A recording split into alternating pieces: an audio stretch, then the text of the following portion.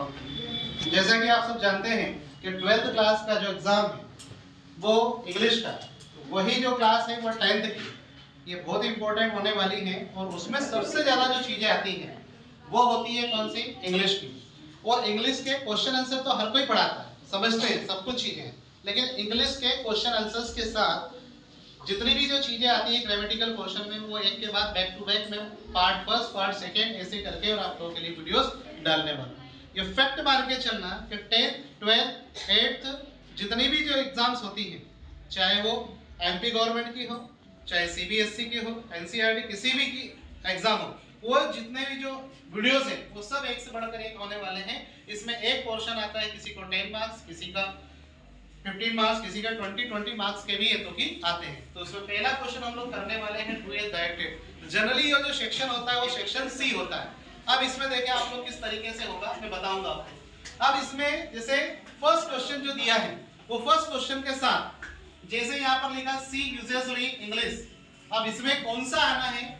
Speaks, speak, spoken. तो याद रखना, इसका कीवर्ड मैं आप लोगों को बता रहा हूं कि यहाँ पर क्या है? यूजुअली। जैसे ही वर्ड आप लोगों को दिखे यूजुअली, जनरल, ऐसे कोई वर्ड्स दिखता है तो आप आंख नीच करके तो फिर इसमें क्या वर्ड लगा दो?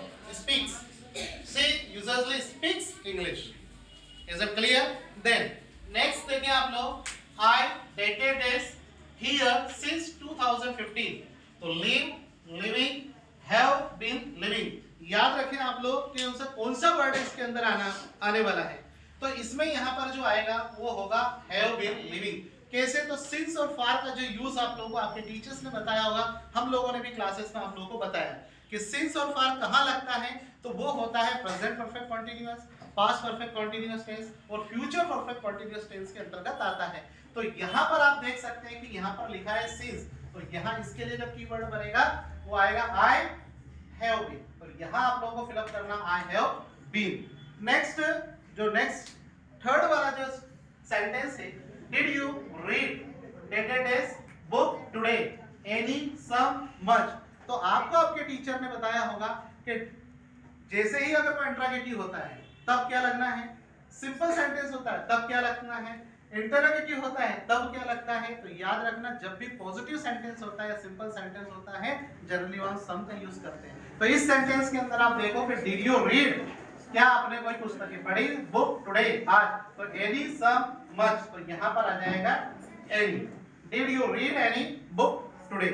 Is it clear? इस तरीके से के कीवर्ड अगर याद रखेंगे तो निश्चित रूप से आपके जो 5 मार्क्स के जो फिल इन द ब्लैंक्स आते हैं वो बहुत अच्छे से आप लोग हेतु की कर पाएंगे और पूरे में से पूरे मार्क्स आप लोग को मिलने वाले हैं।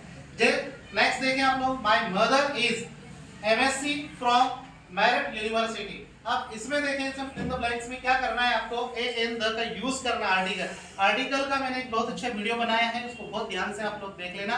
अपने जो चैनल का जो नाम है वो है स्पोकन इंग्लिश बाय सफलता। जैसे ही आप उसको सब्सक्राइब करोगे तो उसके अंदर आप लोगों को मिलेगा आर्टिकल के 2 पार्ट बनाए हैं। उस कोरोना के टाइम में हम लोग जब फ्री थे तब उस टाइम बहुत सारे हमने वीडियोस बनाए हैं, उन वीडियोस को आप देखें तो उसमें आपको पता चल जाएगा। यहाँ पर जरूर एमएससी मतलब मास्टर ऑफ साइंस, तो यहाँ पर क्या है? एम, मतलब एम क्या है? ये कॉन्सोनेंट है। तो मैक्सिमम स्टूडेंट क्या करेंगे, यहाँ पर क्या लगाएंगे? एम को देखा मतलब ये क्या है? कॉन्सोनेंट, तो यहाँ ए लगाएंगे। जबकि ए ना आते मैंने क्या आ जाएगा यहाँ पे? My mother is an MSc आएगा। क्या आएगा बेटा यहाँ पर? An MSc. व्हाई? क्यों? क्योंकि एमएससी जैसे ही आप लोग हिंदी इसमें लिखोगे तो ए जो आता है वो हिंदी वर्णमाला का क्या होता है? स्वर होता है। Is it clear? इस तरीके से इनके कीवर्ड्स याद रखें तो निश्चित रूप से आपके जो मार्क्स है बहुत अच्छे आने वाले हैं। नेक्स्ट देखिए आप, they do not cricket play place played. अब याद रखो कि सब्जेक्ट कैसा यहाँ पर? दे, प्लूरल सब्जेक्ट है। क्या करना है? Do not. और एक आता है डज नॉट। तो सिंपल प्रेजेंट टेंस के अंतर्गत अगर सब्जेक्ट अगर सिंगुलर अगर होता है तो उसके साथ डज नॉट लगता है, और प्लूरल अगर सब्जेक्ट होता है तो उसके साथ क्या लगता है?